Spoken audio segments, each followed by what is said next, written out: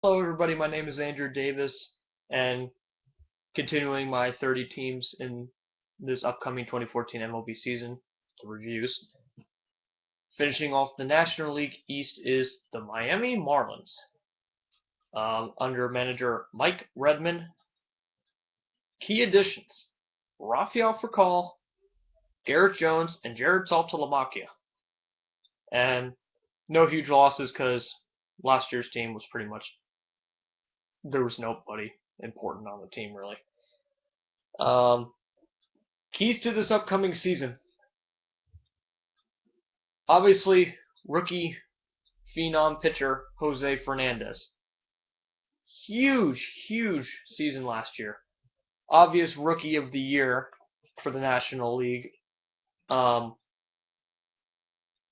Pretty much the only thing I have for him, just keep doing what you're doing. I mean, whatever you're doing, it's working. And for a team that struggled hugely offensively last year, he still managed to win a good portion of his games.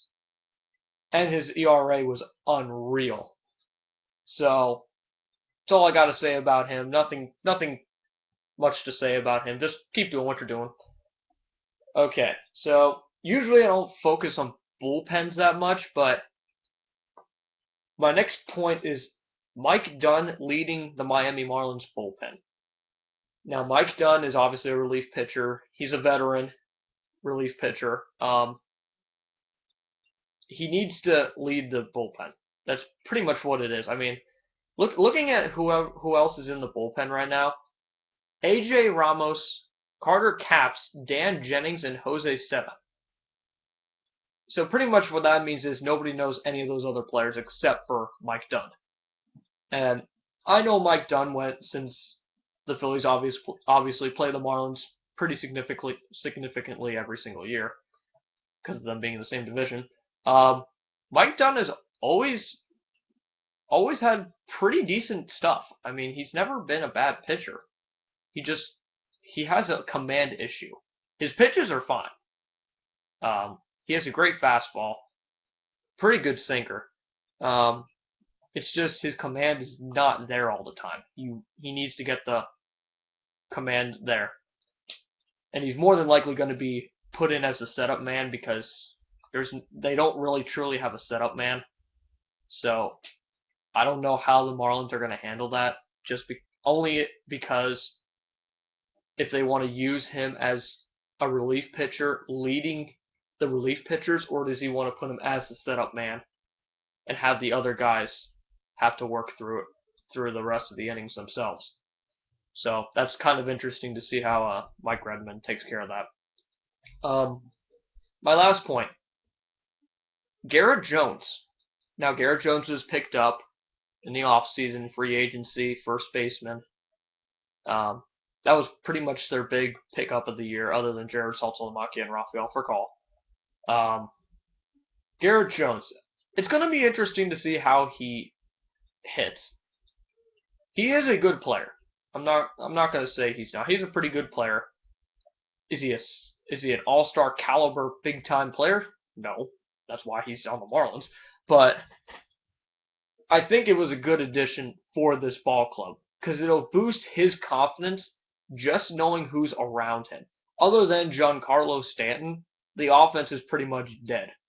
So, I mean, Garrett Jones, I think it'll give him confidence. He'll probably bat in like the cleanup because Giancarlo Stanton will probably bat third in front of him. That would be how I would do it.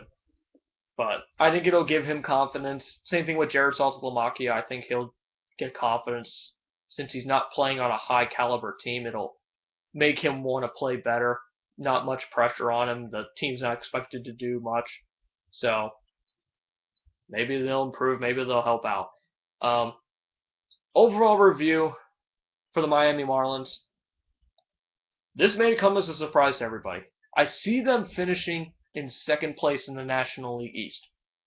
I'll tell you why. This team is so underrated. It's unreal. Like, they are completely underrated. Nobody even thinks they're even going to get fifth. They're going to get fifth. That's what everybody thinks they're going to do. I see star potential. Adiani Hechavarria. He's their shortstop. Very good shortstop. Christian Yelich, left field. Very good outfielder. Obviously Jose Fernandez, obviously Giancarlo Stanton, and the few pickups they got over the offseason. So, I don't see why they couldn't do it. I don't think it's going to be enough to get a wild card spot, though. I think they'll make it close. But just looking at the other teams in the National League, I just don't see them getting a wild card spot, even though I'm projecting them to be second. I still think overall, because I had the Braves being first place in the National League, I just don't think the Marlins will make it much of a contest for the Braves anyway. But overall, that's how I see it. Miami Marlins finishing second in the National League East. That was my team review for the Miami Marlins. Thank you.